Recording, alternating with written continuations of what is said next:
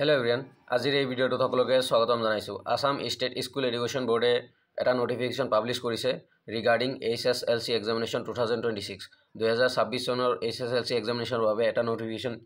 publish কৰিছে আৰু online examination পৰ্টেলটো হ'ল seva.registration.org আৰু ইয়াতে ফাৰ্ষ্ট অপশ্যনটো আছে ফাৰ্ষ্ট পইণ্টটো অনলাইন ফৰ্ম ফিল আপ তোমালোকে ফৰ্ম ফিল আপ কেতিয়া কৰিব পাৰিবা 1 September two 4 October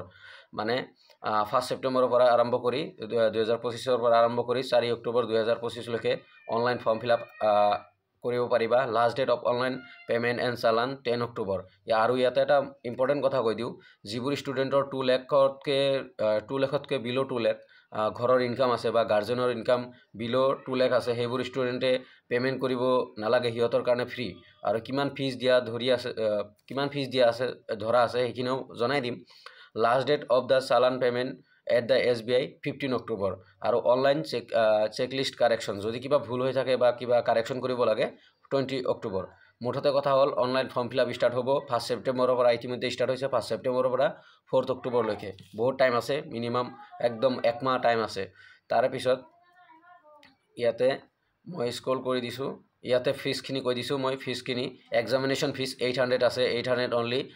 practical fees আছে 50 তাৰ পিছত চেণ্টাৰ ফিজ 350 যিবোৰ ষ্টুডেণ্টৰ 2 লাখতকৈ কম আছে সেইবোৰ ষ্টুডেণ্টক ফ্ৰী দিয়া হ'ব মানে এই ফিজখিনি কিছুমান ফিজ এক্সামশ্যন কৰা হ'ব তাৰে কাৰণে ইনকাম সাৰ্টিফিকেট লাগিব এটো ইম্পৰ্টেন্ট সো ইয়াতে লিখা আছে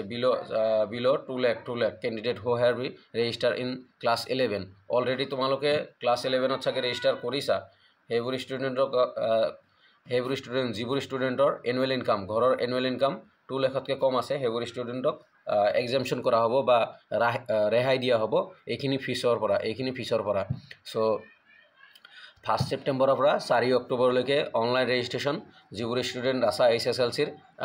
ৰেজিষ্ট্ৰেশ্যন কৰি লোৱা as soon as possible আৰু ভালকে কৰিবা best wishes for your final examination thank U